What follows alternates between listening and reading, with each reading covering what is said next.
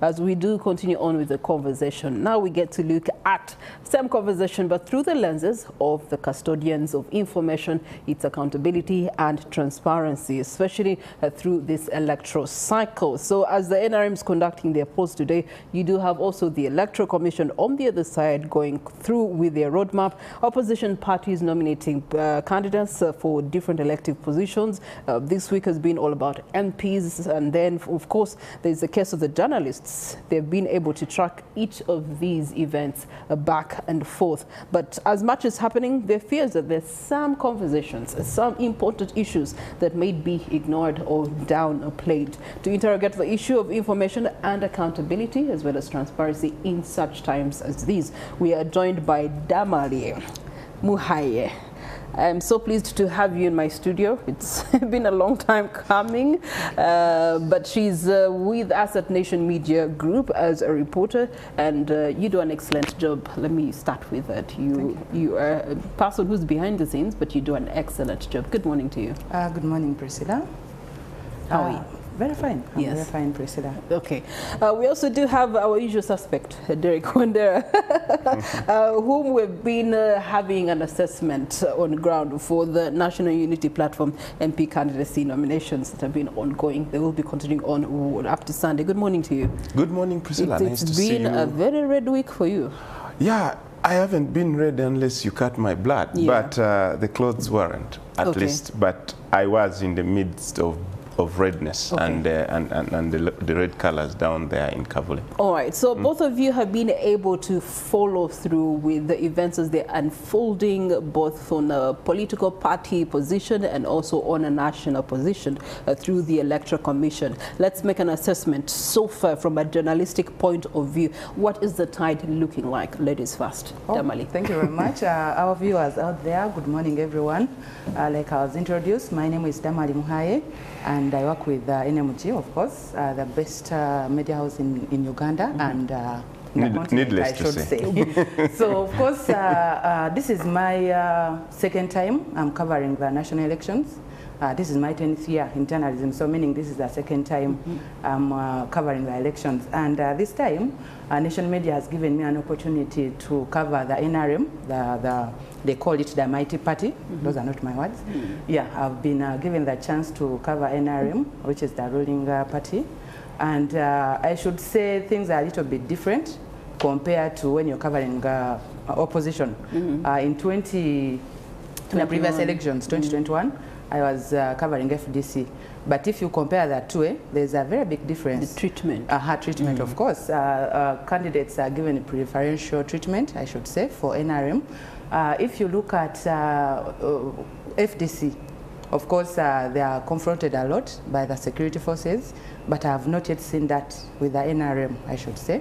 And of course, the elections have been going on well, apart from a few things I've observed in the NRM. Remember, they conducted their internal elections for the local council, for MPs. They completed that as well, and they recently conducted the SEC elections. You know what transpired. Which left you sleepless nights. And so far, so good. Everything was okay. I'll speak on the perspective of the journalists. They were treated very well. Information was provided. But on the issue of course, violence, there was some violence in the field among the different camps who were contesting for the elections. But I should say that irrespective of whatever happened, we didn't see police confronting them like it does to the other political parties. Away from that, I also noticed something with the candidates, voter bribery. It was rampant in the internal elections. You saw what transpired. Most of the people indicated that those who didn't give the voters money didn't go through. Does that voter bribery also extend to journalists? Do they tend to... It is voter bribery for crying out. I didn't say journalists are not voters. Vote. No. Not as a voter, as a journalist. Can you put this extra information in the story that you're going to put out or in the data you're collecting? Not really. At Nation Media, of course, we have our guidelines, and we have been trained well and we know what we're supposed to do while in the field. Okay. We are not supposed to be bribed. We give you all the information as it unfolds. Yeah. We don't hide anything as long as it's good for the public. The journalists were not bribed. I was talking about voter. Okay. So since we don't vote, no, I needed to ask, because you see, at the end of the day, there's also that perception from the candidates, most especially, that when they see journalists around, they can buy their way into a good report about them and what they're doing on ground, vis-a-vis the realities on ground. These are realities we have to address. True. And Derrick, I know that you've been able to see some of these elements in the many elections that you've covered, both for ruling party and the opposition parties that you've been able to traverse the nation with. Talk to us about your experience and observations. I can tell you it's nasty out there. Yeah. I've been covering, for instance, the National Unity Platform the entire week, but you know, entire week giving you live updates. But you know, these updates started way back I mean, the processes started way back with bringing back the nomination forms, bringing back whatever, coming for vetting and stuff like that, where we are right now. It's nasty on the side of journalists. I sit down and wonder and shudder, by the way. I shudder for our profession. Okay. And I will speak this with utmost authority, that it's very grim out there. Okay. And there is need for something to be done. Because now, journalists no longer fear to go and ask for a buck, give me 1,000, 2,000, or 10,000. I mean, it's very bad. First, not only does it degrade you as a person in terms of your personality, but also it twitches your bias. It twitches the way you're going to tell a story. If someone has given you 1,000, 2,000, 3,000 or 20,000 or 50,000, whatever it should be. And by the way, they're not giving out a lot of money. For instance, where I'm covering, they're not giving out a lot of money. I know of media houses that have had to change reporters because of that. It went into the newsroom, and the superiors got to hear about it, and they had to change. And actually reports were written, and for me I feel it's too wrong, it's too bad. Okay. You know? All right, well, those are the realities on ground. Let's talk about the currency that everyone needs at this point and juncture, and that is information. That's the new currency right now. So in the presence of that currency being in high demand, there's also fake news that is on a high rise and emerging a lot, and begs the question, how credible is the information that as Nation Media Group journalists you are creating in order to foster accountability and transparency through this season? I'll start with you, Damalie, briefly. Thank you very much, Priscilla. Of course, whenever we approach elections, there's usually a lot of fake news circulating all over.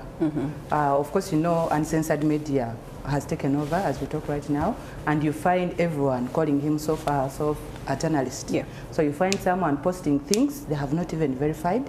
There is no any credibility about them. So they just, based on hearsay, and then they will post on social media. So you find the public is gullible. Sometimes they fall for the fake news. But at the Nation Media, of course, we have platforms that are known to the public. We have the Twitter accounts, we have Facebook, we have the website, and then we have print, and we also have the televisions, which are also known to the public.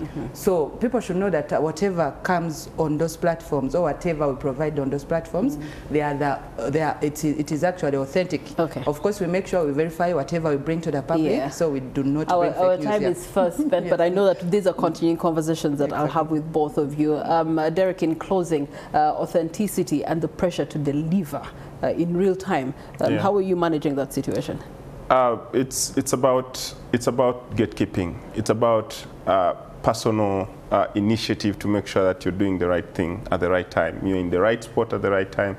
You do the double checking here and there, and also the gatekeepers are doing a very good job in making sure that whatever comes in is true and right. But I want to just wrap up by saying that in as much as we are doing all this, I think there are tools out there that can help us even authenticate our work better. Yeah. Tools that need to be skilled to us journalists and stuff like that. Okay. There are ongoing skilling processes, there are trainings going on, and we hope that all journalists get hands-on to these skilling tools to make sure that there is always authenticity when they are All right, reporting. Derrick Wandera, thank you so much for your commitment in the field, and of course Damalie Mukhaye, thank you so much also for your contribution to authentic journalism that then fosters accountability and transparency for you, the end user. That's our commitment here at Nation Media Group. That's our commitment at NTV, also at Morning at NTV. Keep abreast with our subsequent bulletins and programming for updates with what's transpiring today